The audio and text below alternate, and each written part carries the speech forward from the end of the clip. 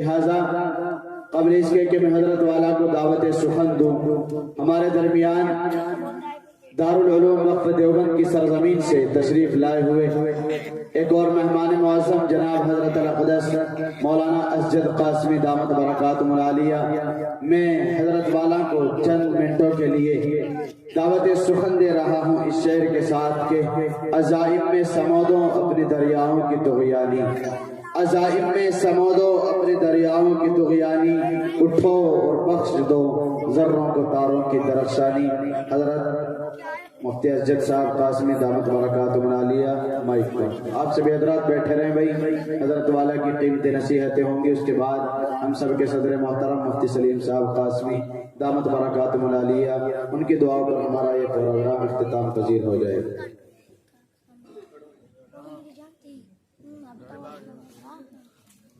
نحمده ونصلي على رسوله الكريم، أما بعد، قال الله تبارك وتعالى في كلامه المجيد: ذلك الكتاب لا ريب فيه هدى للمتقين. صدق الله العظيم. وقال النبي صلى الله عليه وسلم: خيركم من تعلم القرآن وعلمه، او كما قال علیہ الصلوۃ والسلام۔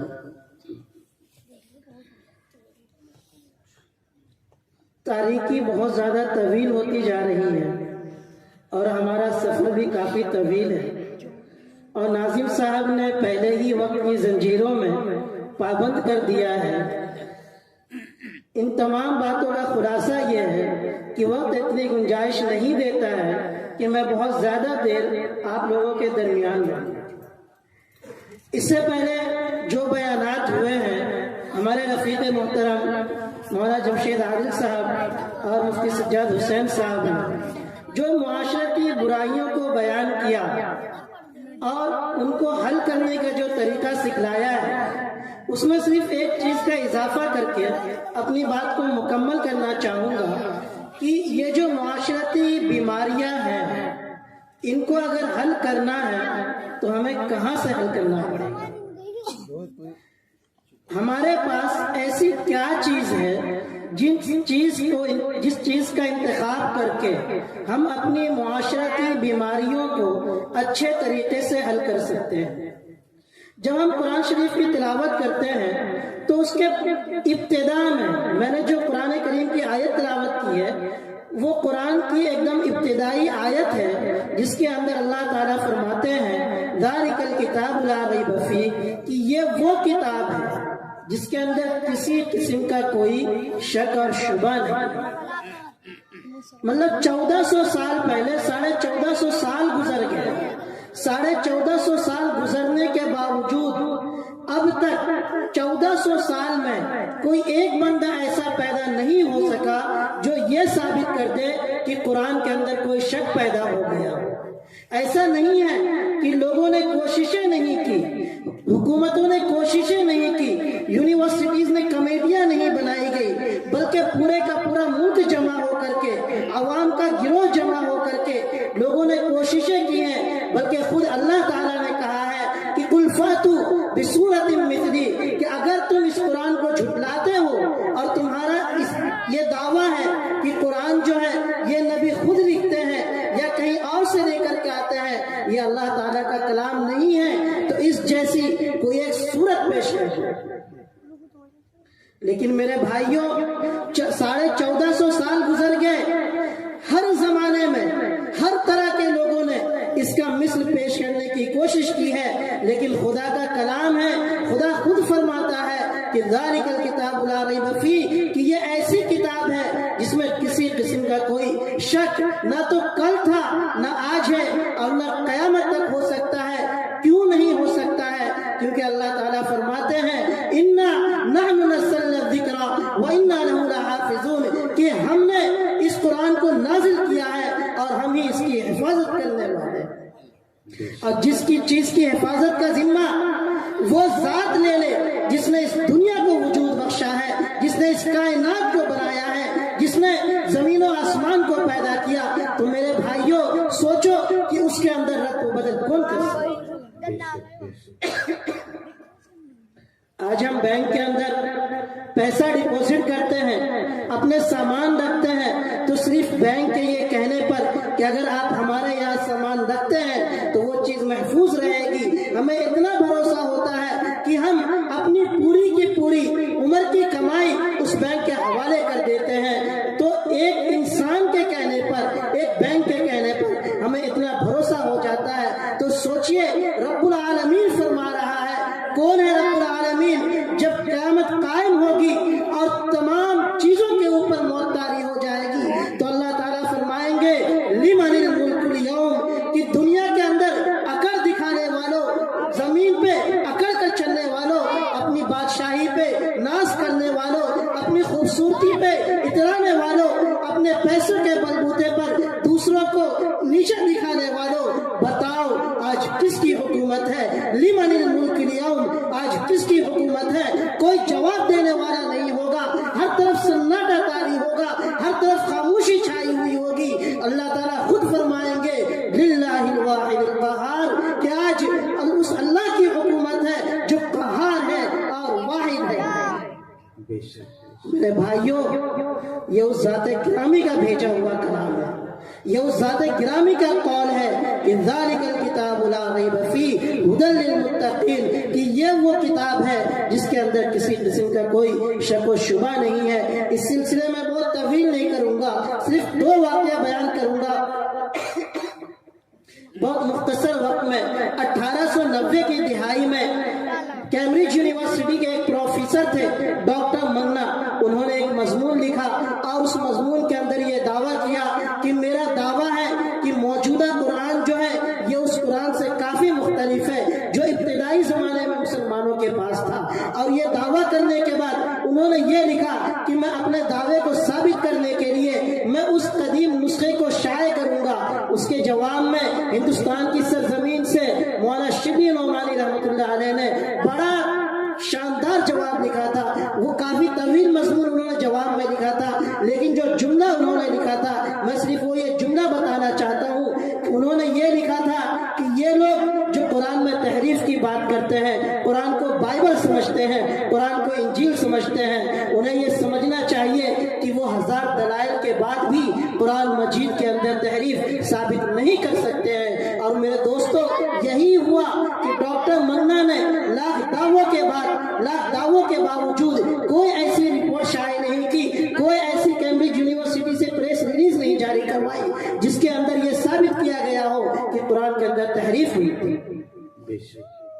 دوسرا واقعہ سن 1934 اور 35 میں جرمن کی یونیورسٹی نے ایک ریسرچ کروایا کہ ہم دیکھتے ہیں کہ دنیا کے اندر جو مذہبی کتابیں پائی جاتی ہیں ان کتابوں کے اندر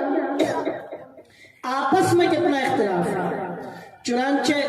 بائبل کو جمع کیا گیا اور 70 الگ الگ ممالک سے، الگ الگ حصوں سے 70 بائبل کو جمع کیا گیا، اور جب ان تمام کو ملا کر کے دیکھا گیا تو تمام میں ایسا اختلاف تھا کہ ایک کو دوسرے کا مماثل قرار نہیں دیا جا سکتا تھا۔ اس کے بعد قرآن کریم کی باری آئی اور 1-2 نہیں 40,000 قرآن مجید کو جمع کیا گیا۔ اور یہ وہ زمانہ تھا جب پریس عام نہیں ہوا تھا، عموماً جو قرآن کریم تھے وہ ہاتھ کے لکھے ہوئے تھے، اس کے باوجود 40,000 قرآن مجید کے نسخے جمع کیے گئے، ان کا تقابل کیا گیا، ان کو آپس میں ملایا گیا، اس کے باوجود وہ اس بات پر قادر نہیں ہو سکے کہ اس کے اندر کوئی ایک تحریف ثابت کر سکے، کوئی ایک تبدیلی ثابت کر سکے، کسی قسم کا رد و بدل ثابت کر سکے۔ یہ مطلب ہے اِنَّا نَحْنُ نَزَّلْنَا الذِّكْرَ وَإِنَّا لَهُ لَحَافِظُونَ کا، کہ 1400 سال پہلے جو قرآن اللہ تعالیٰ نے نبی کریم صلی اللہ علیہ وسلم پر بھیجا تھا، آج تک وہ قرآن بیائی نہیں، تمام تر صفات کے ساتھ، حروف کے ساتھ، تمام علامتوں کے ساتھ ہمارے پاس موجود ہے۔ اس قرآن کی پہلی آیت کے اندر ہے ھدی للمتقین، کہ یہ جو قرآن ہے یہ متقیوں کے لیے ہدایت ہے، اس میں متقیوں کے لیے ہدایت ہے۔ متقی کون ہے؟ متقی وہ شخص ہے جس کے دل میں اللہ تعالیٰ کا خوف ہوتا ہے، جس کو یہ احساس ہے کہ جب کل قیامت کے دن اللہ تعالیٰ ترازو قائم کریں گے، وہ دن ہوگا کہ الیوم لا تجزا